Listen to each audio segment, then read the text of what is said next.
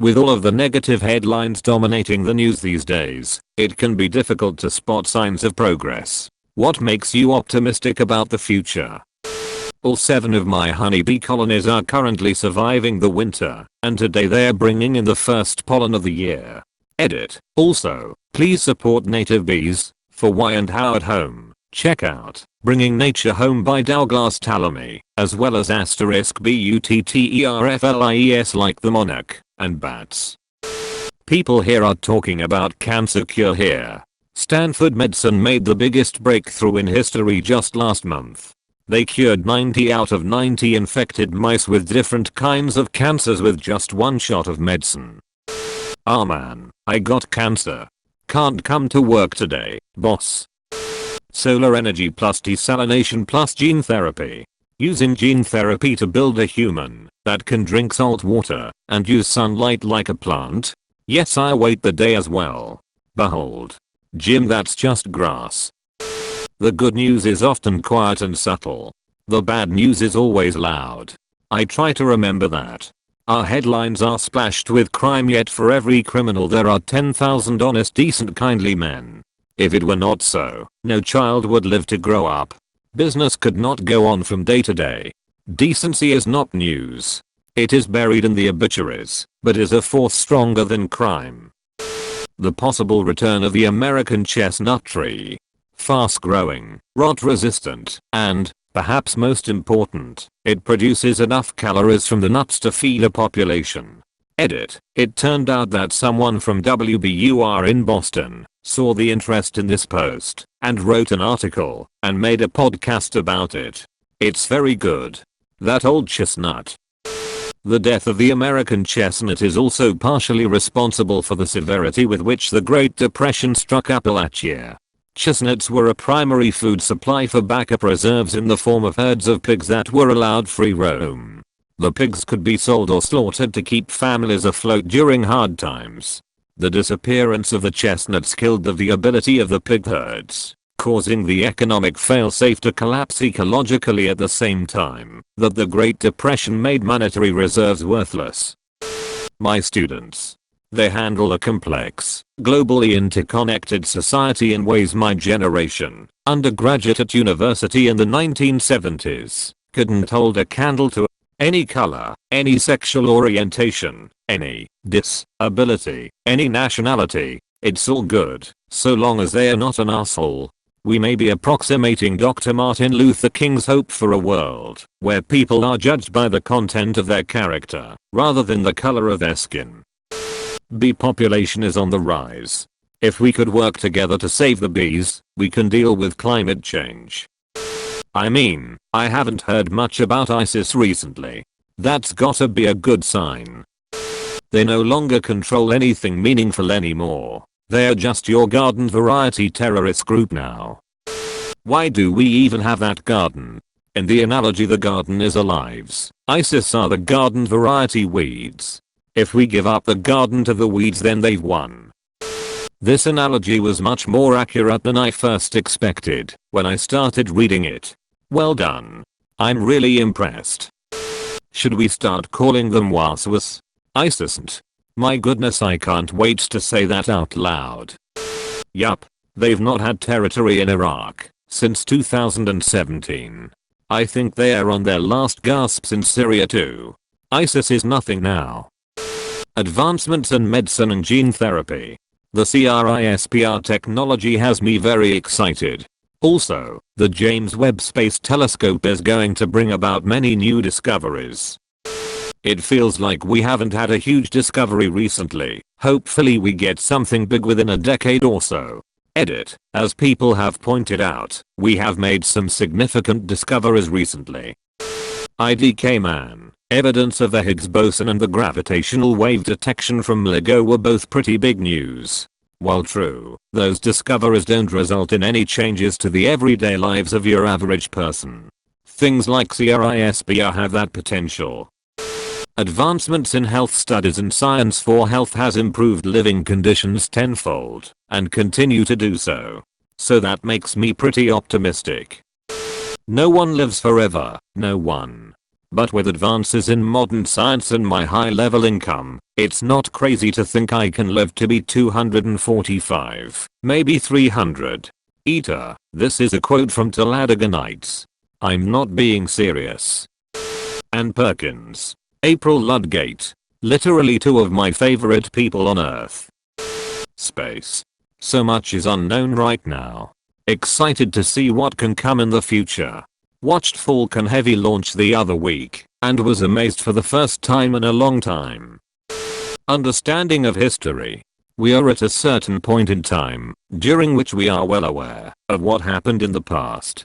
This is a newly available, highly useful feature of our generation. Hopefully it lasts. Censorship. That we are almost at the point where we get artificial organs. I could use a kidney. Edit. Guys, thanks a lot for your support, understanding and most of all the selfless offers you've made, be it a kidney or info. I love you all. Edit 2. I wish I could share some resources on how to be a living donor. If someone could help me in that front, so I could share it here. I'm not from the States and I don't know where to start. This is the most humbling experience I've had on Reddit yet. Ima get some laser eyes. Ima be a repoman. Zydrat comes in a little glass vial. Edit. Oh wow, my first gold ever. Oh thank you kind stranger. Mental illness awareness is growing rapidly, and people are more and more willing to assist those in need. Not only that, but people with mental illness are become less and less ashamed of said illnesses and actually seeking out help. Stigma goes both ways. Edit. Stop bringing up gun politics on my comment you goddamned vultures. God, I'll never forget the day I called off at work because my anxiety was flaring up hard. My bosses took it seriously, sent me a nice email saying they understood it was serious and thanking me for how hard I was working. They've got my loyalty for life because they took it seriously. The moment I feel best about as a boss was the day I had a good employee with lots of promise stop his meds and fall off a cliff and showed up hours late, still drunk and fell to the floor sobbing. His supervisor did great and just kept him calm, but he was all but restraining him from leaving. I get there and we just sat on the floor of that office for a couple hours. He told me he was fucked because he fucked up like he always did, and now he burned his last good chance. I talked to him about his life and past for a bit and then told him about my therapy session from the day before. I told him that morning had officially never happened and that he could come back tomorrow or later if he needed time and get back to his job. We talked about suicide and having already decided not to. We talked about trying not to spiral down into a pit just because you fucked up. He left a little before lunch. I told his crew of techs who saw him that he had a bad day and that we should all remember our own bad days. They supported him beautifully and he's been kicking ass ever since and prospering for it. I've fallen into a pit of my own now. That job is a big part of what got me here. That was one of the worthwhile times. I feel good about that. Thanks for reminding me and sorry for the therapeutic word vomit. You were the person he needed that day. You got him out of his pit. If you need help getting out of your own pit, I'll help you any way I can. Thank you very much for the offer. It helped to write it out. It helps more to be heard. I'm down, but, mercifully, surrounded by support. Pass mine on to the next please. The fact that humanity is getting another mini space race going on. I'd love to see a man set foot on Mars in my lifetime. That, and of course just getting to spend time with all my friends, to play Dungeons and Dragons every week. Edit. I'm fine with my top comment being about D&D in space. Let's do D&D in space boys. I'm reminded of Sam's speech to Frodo and Osgiliath in the Two Towers. It's like in the great stories Mr. Frodo point the ones that really mattered. Full of darkness and danger they were, and sometimes you didn't want to know the end. Because how could the end be happy? How could the world go back to the way it was when so much bad had happened? But in the end, it's only a passing thing, this shadow. Even darkness must pass. A new day will come. And when the sun shines it will shine out the clearer. Those were the stories that stayed with you, that meant something, even if you were too small to understand why. Folk in those stories had lots of chances of turning back, only they didn't. Because they were holding on to something, that there's some good in this world, Mr. Frodo. And it's worth fighting for. Watched LOTR trilogy last weekend and those movies are full of great scenes and quotes. I love those movies. I love that Moria scene. Many that live deserve death. And some that die deserve life. Can you give it to them? Followed by F. I wish none of this had happened. G. So do all who live to see such times, but that is not for them to decide. All we have to decide is what to do with the time that is given to us. All we have to decide is what to do with the time that is given to us. I love listening to this quote because I always immediately go, and I now decide to spend the next 9 hours of my time watching the rest of the trilogy on a TV screen. I also think on these two quotes when looking to be optimistic about the world.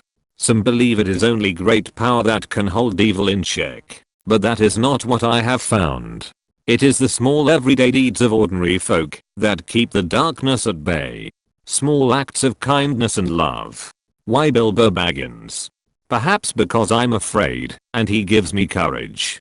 When I was a boy and I would see scary things in the news, my mother would say to me, look for the helpers. You will always find people who are helping. To this day, especially in times of disaster, I remember my mother's words and I'm always comforted by realizing that there are still so many helpers, so many caring people in this world. I can't carry the ring, Mr. Frodo. But I can carry you. Sam is the true hero. He's the only one who carried the ring and came out unscathed. He was able to go back to real life again. He was simple and loyal and unswerving. It's a bit like Hermione in the Harry Potter stories. Not the main character, but the best character. Edit, spelling. I'm going to nursing school, and every time I hear about the advances in the medical field I get excited. Japan just approved a medicine that they claim can cure the flu in 1 day. The merging of medicine and technology is extremely fascinating. I saw a video of a prototype that was virtual scan of someone's body, inside and out.